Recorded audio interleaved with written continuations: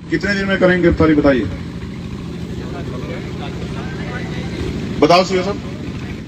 10 दिन आपके, 11वां दिन हमारा। पुलिस का उसका निगाह नहीं है, तो ये भी पुलिस का फेलियर होना तो चाहिए था कि यहाँ के जो एसएचओ है तत्काल, यहाँ के एसएसपी को उनको तत्काल सस्पेंड करके उनको लाइन हाजिर करना चाहिए था कि तेरे बस का नहीं है ये थाना चलाना, तेरे यहाँ सरेआम मर्डर हो रहे, क्या कर रहा है? ये व्यवहार ठीक नहीं है, ये व्यवहार किसी भी कीमत पर सीओ साहब ठीक नहीं है। ऐसे व्यवहार की अपेक्षा हम लोग पुलिस से नहीं करते और कोई पीड़ित नहीं करता इस व्यवहार की अपेक्षा कि वो थाने में जाए और थाने बैठा सकते उसको कहे कि तेरे खिलाफ भी मुकदमा लिख दूंगा। लेकिन मैं स्पष्ट तौर पे कहूंगा कि अधिकारी अपने रवैये में बदलाव करें, और नहीं बदलाव करेंगे तो ये याद रखना सरकारें आती जाती रहेंगी, और ऐसा नहीं कि हम सड़क पे ही रहेंगे। इस व्यवहार को तब्दील नहीं करोगे तो लिखा जाएगा नाम आपका, और जब बदलेंगे सरकारें मौका मिलेंगी तो ऐसा रगड़ेंगे कि आपको ये रगड़ाई जो है बहुत दिनों तक याद रहेगी। और ये रगड़ाई इसलिए याद रहेगी, इसलिए नहीं कि आपसे कोई दुश्मनी है, इसलिए क्योंकि आपने कुर्सी पे बैठ के काम नहीं किया उन लोगों का जिनके लिए आपको कुर्सी पे बिठाया गया। आप ये मत समझना इनको कोई पूछने वाला नहीं है, गलत फहमी दिमाग से निकाल कर रखना। एडमिनिस्ट्रेशन और पुलिस के लोग बिल्कुल मत समझना, अगर आपके बच्चे के साथ हो जाएगा, आपके भतीजे के साथ हो जाएगा, आप नहीं सह पाओगे। आप पिस्टल निकाल के घूमने लग जाओगे कि मैं इनको देख लूंगा, वो कर लूंगा, आप नहीं सह पाओगे। हमें सहने की आदत है, और ऐसा नहीं कि हम कमजोर हैं। मैं यहां खड़े होकर चैलेंज करके कहता हूं कि अगर यहां खड़े होकर एक आवाज देकर कहूंगा कि आओ अपने गांव के बाहर आ जाओ, तो आप नहीं संभाल पाओगे। हम चैलेंज करके कहते हैं, जिसके अंदर घमंड हो, जो कहता हूं मैं ताकतवर हूं, जो कहता हमारी बांधी बनती खोली खुलती, जब हम पे ताकत होगी तो कर लेना, हम देख लेंगे। जो जैसा अपने आप को तुरंत खा समझता हो उससे भी मिलेंगे। अगर 11वें दिन आंदोलन की जरूरत पड़ी तो चलोगे? जोर से बताओ, खा लोगे? आज हमें इस परिवार के साथ खड़े होना, और सिर्फ इसलिए नहीं खड़े होना कि ये हमारी जाति के हैं या हमारे पड़ोस के हैं या हमारे क्षेत्र के हैं, इसलिए खड़े होना कि इनके परिवार के साथ अन्याय हुआ। और सिर्फ एक जाति को नहीं, हर उस व्यक्ति को इनके साथ खड़ा होना चाहिए जो इंसानियत को मानता है, जो ये मानता है कि इनके साथ गलत हुआ है, और जो चाहता है कि दोबारा किसी के साथ ऐसा ना हो। जिन लोगों ने किया उस समाज से भी मेरी ये प्रार्थना है कि उनको भी अपने बच्चों की तरफ देखना चाहिए कि उनके बच्चे किस ओर जा रहे हैं। उनको शायद ये नहीं पता होगा कि अपराध करने के बाद अब उनके बच्चों को क्या भुगतना पड़ेगा। आजकल माँ बाप का अंकुश कम हो गया, बड़ों की बात मानना बंद हो गया। चाचा ताऊ को कोई कुछ समझता नहीं, माँ बाप को नहीं कुछ समझता, चाचा ताऊ क्या बेचते हैं, गांव के आसपास के अड़ोस पड़ोस के बड़े क्या बेचते हैं, उनको तो कोई कुछ समझता ही नहीं। ये जो बदलाव हुआ है पिछले 15-20 सालों में, इसका खामियाजा भी समाज को भुगतना पड़ रहा है। हालांकि ये भी सच है कि गरीब पे अत्याचार करते हुए अमीर ये सोचता नहीं ताकतवर कि भाई क्या होगा, क्योंकि उसको लगता है गरीब पे अत्याचार करना उसका हक। मगर मैं आपको एक ही बात कह सकता हूं, पहले ये रोज होते थे, हर दूसरे दिन हम लोग अखबार में पढ़ते थे, टीवी में सुनते थे, तीसरे दिन सुनते थे, लेकिन पिछले 7-8 सालों में इसमें कमी आई है। अब अगर कहीं कुछ होता है तो लोग भी जाते हैं, बात भी खड़ी होती है। क्या 10 साल पहले ऐसे इकट्ठे होते थे किसी के जाने आने पे? बता, नहीं होते थे ना। एक बड़ा बदलाव हुआ है, समाज ने आपस में एकजुट होना शुरू किया और भाईचारा भी बना। ऐसा नहीं कि भाईचारा नहीं बना। आज यहाँ मैं नहीं कह सकता किस किस जाति के लोग नहीं होंगे। यहाँ जाट समाज के भी लोग होंगे, यहाँ गुजर समाज के भी होंगे, सैनी समाज के भी होंगे, पाल समाज के भी होंगे, यहाँ मुस्लिम समाज के भी होंगे, या अन्य समाज के भी होंगे। तो आज ये सब लोग इसलिए इकट्ठा हुए हैं कि ये नहीं चाहते इस तरह की हिंसा हमारे क्षेत्र में बढ़े। लेकिन ये भी एक सवाल है कि जब अच्छे अधिकारी नहीं होंगे और उनका व्यवहार जनता के प्रति अच्छा नहीं होगा तो इसका खामियाजा भी लोगों को भुगतना पड़ेगा। जब अधिकारी अपना जमीन बेच के और चंद पैसों में अपराधियों को संरक्षण देंगे तो इसका खामियाजा भी गरीबों को भुगतना पड़ेगा। जब अपराधी जनता से गुलामों जैसा व्यवहार करेंगे और जनता को पैरों की जूती समझेंगे तो इसका खामियाजा भी जनता को भुगतना पड़ेगा। और ये अधिकारी इसलिए बेलगाम हो गए हैं क्योंकि इनको लगता है कि जनता उनका कुछ नहीं बिगाड़ सकती। क्या कर लेगी, उल्टा कोई बोलेगा इनके खिलाफ मुकदमा लिख देंगे। जैसे एक अधिकारी के बारे में पता लगा कि वो थाने में उन्होंने कहा कि तुम्हारे खिलाफ 307 का मुकदमा लिख दूंगा, लिख दिया जाए मुकदमा।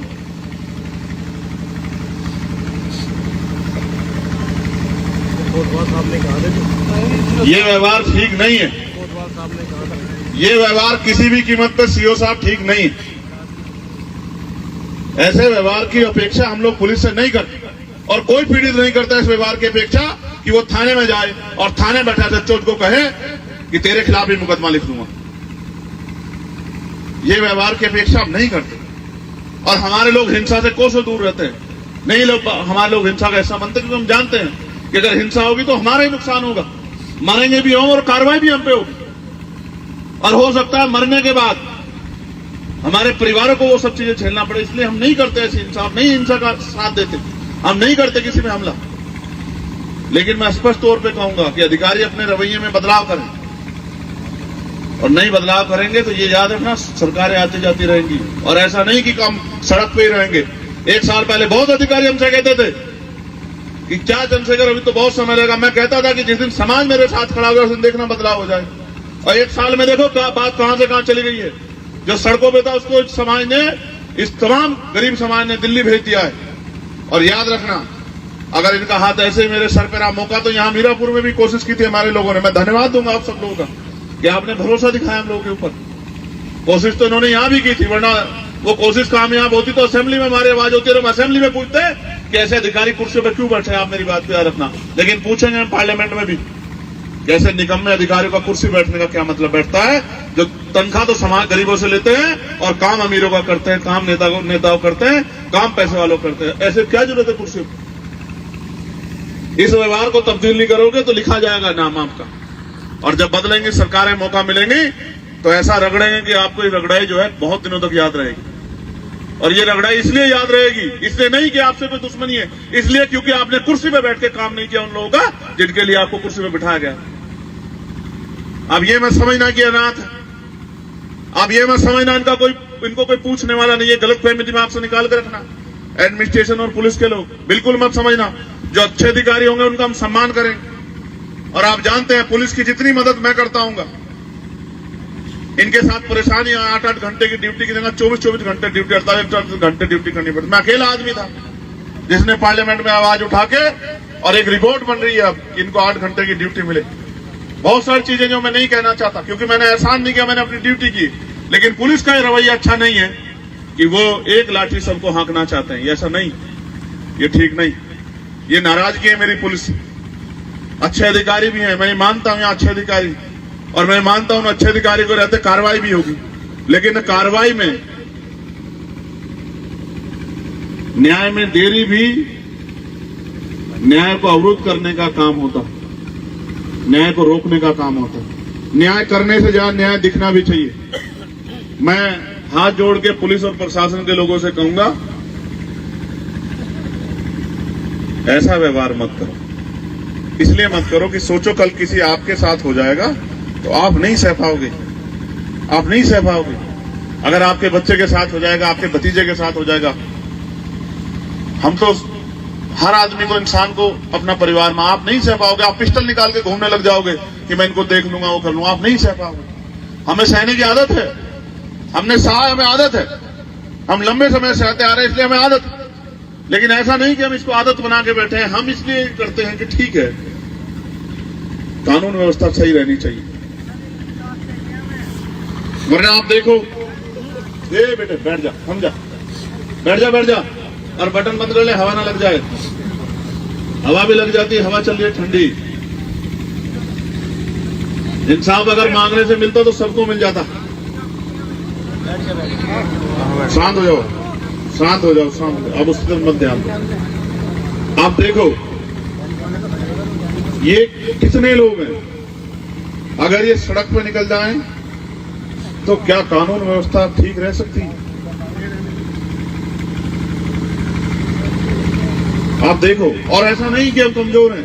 मैं यहां खड़े होकर चैलेंज करके कहता हूं कि अगर यहां खड़े होकर एक आवाज देकर कहूंगा कि आओ अपने गांव के बाहर आ जाओ, तो आप नहीं संभाल पाओगे, आपको एहसास नहीं है। अगर हम शासन सत्ता में नहीं है तो आप मत समझो कि हम कमजोर हैं। आप ऐसा ट्रीटमेंट नहीं कर सकते हैं गरीबों के साथ, याद रखना मेरी बात को। यहां खड़े होकर कहूंगा, चैलेंज करके कह रहा हूं, जिसको गलतफहमी हो निकाल लो और आओ सामने और कहो कि दिखाओ दो, कोई यहां से और बिजनौर से लेकर दिल्ली तक अगर आपको नहीं दिखाया कि आप कितनी शक्ति रखते हैं, तब बताना आप नहीं जानते। ये लोकतंत्र और जनता इसमें मालिक है, जनता के साथ चलता है लोकतंत्र। तो समझदारी दिखाओ, और मैं तो कोशिश करूंगा कि ऐसे अधिकारियों पे कार्रवाई हो, क्योंकि मैं तो जानता हूं कि सारे अधिकारी अच्छे नहीं हैं। मैं आपसे भी कहूंगा कि संयम रखो, धैर्य रखना बहुत जरूरी है। एक्शन का अगर रिएक्शन होगा तो उसका परिणाम अच्छा नहीं होगा। और आप तो मैं आपकी समझदारी की दाद देता हूं कि आपने नौजवान बच्चा चला गया, आपने हिम्मत दिखा के दर्द को पीने का काम किया, मैं इसके लिए आपका धन्यवाद देता हूं। लेकिन मैं आपसे कहता हूं ये लड़ाई आज खत्म नहीं हो रही है, ये लड़ाई चलेगी, लंबे समय तक चलेगी। और मैं आकाश को भी कहना चाहता हूं उसके कंधों पर जिम्मेदारी आ गई है। घर में छोटी बहन है, उसके सम्मान की रक्षा करते हुए उसको अपने पैरों पर खड़ा करना।